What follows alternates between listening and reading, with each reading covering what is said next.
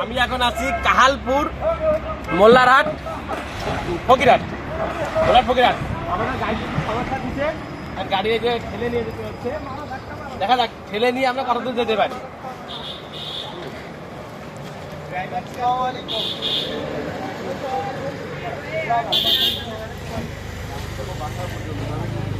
না না আমাদের বাস আছে।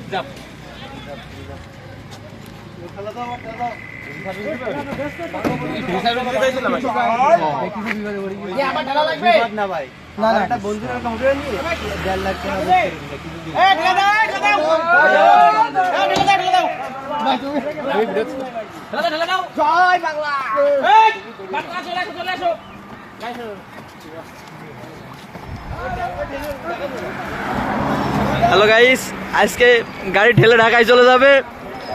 ঢাকায় যাবো আমরা গাড়ি ঠেলতে ঠেলতে। এইসব আপাতত কোনো পথ পাচ্ছি না আমরা। ঢাকায় নিয়ে যাবো না।